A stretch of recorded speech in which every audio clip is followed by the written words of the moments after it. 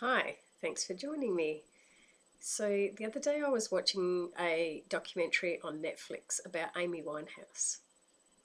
I've always had such a interest in her life when she was alive, and even after she's more so since she's passed. I have this real deep connection with her energy. Like, I feel like I can just tap into her energy, and I don't do it with anyone else that's well known that's passed over. It's just her. I just feel this real deep connection. And I was watching the documentary, which was basically a lot of video footage of her life that was taken by family and friends. So it was never sort of in the public kind of footage. It was very private, and you really got to see and understand the private side of who she was. And something she said in one of her interviews when she was quite young still was she was saying that she just wanted to make music. She just wanted to write music and play music. She did not want to be famous. And she said, and this was probably when she was 20, 21, even it could have even been when she was younger. She said, I can't handle fame. I won't be able to handle the fame. So she'd already told herself that she didn't feel she had the emotional capability of handling everything that came with fame, the money that came, the constant photographers, the paparazzi that are constantly following people that are in the public eye. She knew how she felt about herself, and she knew that she didn't have the capability of dealing with that. So she didn't want it, but she still got it. And she got, as her life went on, she got to be known more. She continued to sing, she continued to write her music, and she became so well known. And then the money came, and then the fame came, and her life changed. And she knew that she couldn't deal with it. And the way in which she brought herself relief, because she knew she couldn't deal with it, was to drink alcohol and then to start taking cocaine, which led to heroin, which led to harder drugs, and mixing the drugs and the alcohol. And she will even explain that while she used drugs and alcohol, it could numb out everything. And then again, I noticed the other day with Johnny Depp is in the middle of a court case with his abusiveness with Amber Heard. And I caught this interview because he was talking about his own addictions from a very young age of 11. And again, he said, I didn't have the capabilities of understanding my emotions. And when you take drugs, it can numb everything, and then you don't have to deal with things. And I've been thinking, I've been listening to things around this topic a lot lately. Even instinctively over the Easter weekend, I had some time. I was laying in bed at night and I thought, I feel like watching a movie. What can I watch? And the one movie that just kept constantly coming up in my head was a movie from, maybe was it the 70s or 80s? It was the Rose, starring Bette Midler. And again, it was based on a young, talented singer. So I think it was kind of based on the life of Janis Joplin, a young, talented singer who got into drugs and couldn't handle the pressures. She was so tired, and nobody would give her a break. No one would let her just go and rest. She had this schedule where she had to be performing and she had to be in the public eye.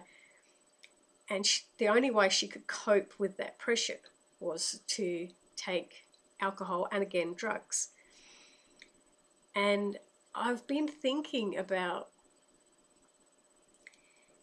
when we're trying to manifest things in life, and we want to have things, is there also that inner knowing of the higher self that knows we can't handle it? Like with these people, they knew they were really good at singing or acting. They knew they were really good at their craft. But was there a deeper fear of knowing if they got too big, or they became famous, or they had too much responsibility put onto them? They knew they couldn't handle it. So they had to take a substance of some kind just to calm those nerves, because we're not taught when we're very little how to handle stresses, how to handle being overwhelmed. Even like a child going to school, if they've been home with their mum for 5 years, 4 or 5 years, and been very, very close, and then they're suddenly put into a place, an establishment with all these other people, that can be so overwhelming. But we're not taught that overwhelming. We're just taught, oh, everyone else does it, you'll be right, just be brave. We're not actually taught tools to handle the feelings of anxiety and the feelings of overwhelmness. So the easiest thing to do is to turn to a substance of some kind that just can numb it. It just blocks it all out, and then we don't have to deal with it. We don't have to actually learn the tools. It's an easier technique, isn't it? Just to drink something or take a drug and just numb the whole thing. So then it started me thinking of, when we're trying to manifest things in life, what if you wanted to manifest a lot of money? Like you said to yourself, I really want to be rich. But deep down, your higher self knows that you couldn't handle being rich, because being rich would come so much responsibility. When you've got more money, you've got more people that are going to be wanting parts of you, that you've got more people that want to know you. You're going to have, if you buy things with that money, you're going to have a lot more responsibility to make sure that everything is in its right place. And are you able to do that? Is there something in your higher self that knows you don't have those tools yet? You haven't learnt that responsibility yet. So in a way, is it a way of you blocking yourself from having what you want? Because your ego says, oh, I want it. Your ego says, yeah, I would love to win Powerball. I would love to win $10 million. That's what your ego is saying. But your higher self, the self that really, really knows you and knows all the lessons that you're going through in life and knows where your weaknesses are, is your higher self saying, you can't handle that much money. It would destroy you. And that's why you see a lot of people win the lottery and then lose it all, because they're not geared up to handle it. They really, if you're in that situation, you really have to hand over the money to someone that you trust, who's in the situation where they deal with money. But then, do you trust someone enough to look after it for you, or would they just invest it in themselves? And the same thing can happen with relationships. Have you ever been in a relationship with somebody, be it a personal relationship, intimate relationship, friend? Have you ever been in a relationship where you know you're deep down, your higher self is telling you, if you stay in this relationship, it's going to destroy you, or you're losing yourself, you're going to lose yourself in this relationship? Yet your ego will keep saying, no, I'm going to keep doing this because it makes me feel good. My ego feels good. So you continually listen to your ego, which says, I'm going to keep going down this path. And then deep down, your higher self is saying, okay, you go down that path, you know you're walking into trouble. And when you're really, really honest with yourself, you can see that. You can say, I knew I knew if I went down that path it was going to end in grief, yet I still went down that path because I chose to listen to my ego and I didn't listen to my higher self. And it happens with lots and lots of situations where your ego thinks it wants things and your higher self is in the background going, that's not part of the lessons that you're here for. You're not going to get the lessons from that. You're just going to be wasting your time. And it's also like, you also will know, your higher self will know, okay, there's a situation that's coming up that you're going to go into, and that situation is only temporary. It's only going to happen for a short period of time. And in that short period of time, it's going to teach you to strengthen your weaknesses. That's what it's there for. That situation that's unfolding is there to teach you to strengthen your weaknesses. It's your choice still, whether you listen to your higher self and say, okay, let me work on this. What is this showing me about myself? What is this teaching me? And what is it preparing me for? Because if I want that end goal and I'm not ready for it, all these other little things that are unfolding before the end goal is giving me the experience, it's giving the confidence, it's giving the lessons, it's to get to that. So I just thought it was such an interesting thing, because when we're trying to manifest, like you see people all the time on social media, on TikTok, and they're manifesting champions. They can manifest, well, they can teach manifestation. I don't know that they've all grasped it that well, because they're not all multimillionaires. Because if they were all so great at manifesting, they wouldn't be teaching it. They'd probably be away enjoying it. But it made me think, whatever you're trying to manifest, if you're trying to manifest a relationship, if you're trying to manifest money, if you're trying to manifest a house, if you're trying to manifest a new job, whatever it is that you're trying to manifest, is that your ego is trying to manifest it. And underneath the layers is that higher self going, you're not ready for that.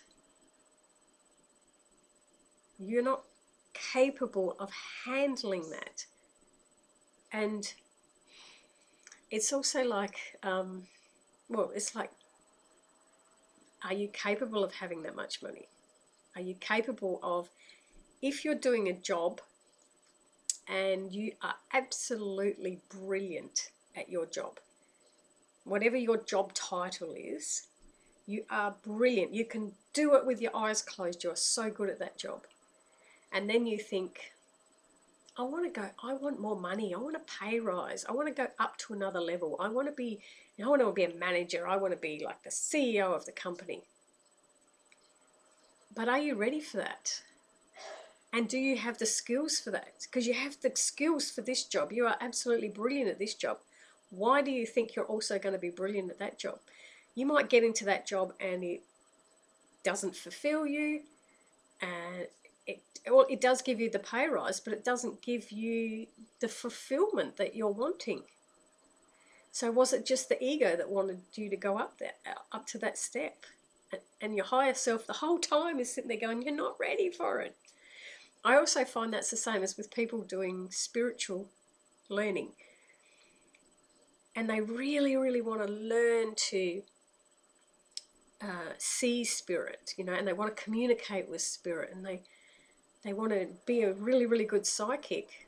And yet the very first time the spirit guides say, okay, she's there with him, she, whoever's willing to learn, they want to know, we will appear and do something really strange. We'll appear in their bedroom, or we'll do something that will really get their attention. And the very first thing they do, the person sees it and gets so frightened.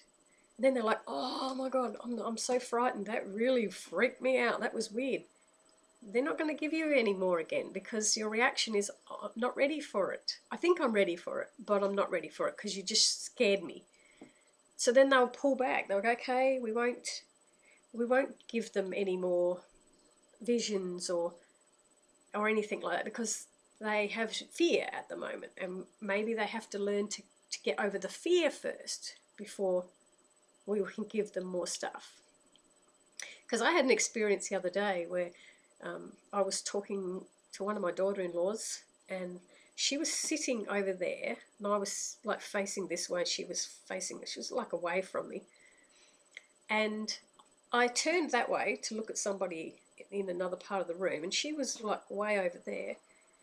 And just before she asked me a question, I saw this hand like right there. So I thought it was her. Like, I thought she was trying to get my attention, and I thought she put her hand there. So this hand comes in, so I've turned around and I said, yeah, what? She said, she said, are you all right? Because I had this weird look on my face. And I said, yeah, I just got a shock because you put your hand in front of my face. And she said, no, I didn't.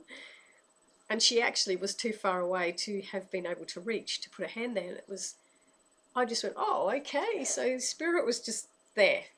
I have no fear. I don't show any fear, and I didn't act like, oh my God, that's so weird. Like, I didn't do anything like that. I just went, oh, Spirit's here. Because I do that in a calm, relaxed state, and it's very, very natural, they continually do that to me all the time. A daily occurrence is when I see them now as just about in perfect form. Because I don't show that fear. I don't have to make it be weird. When you make it be normal, they are like, oh, we'll just keep giving her more stuff because she's open to it. She's accepting of it. So I'm ready. Like, I'm really, really ready. And that it's like with any area of your life. So if you think about an area of your life where you are trying to change it and you're trying to manifest it, anything, any subject at all, ask yourself, get down into the higher self, into the heart, and ask yourself, am I really ready for this, or do I just think I'm ready for it? Am I trying to push myself into an area that I'm not meant for? Is this area not going to be anywhere that's strengthening my weaknesses? Am I capable of handling everything that's going to go with it? And just like with Amy, she knew if she became rich and famous, she couldn't handle it. But this is where free will comes in, and our choice. She had a choice to learn to handle it. She had a choice at a particular time in her life to learn her boundaries, to learn that she can handle having the money and the fame without it becoming overwhelming, without it controlling her life.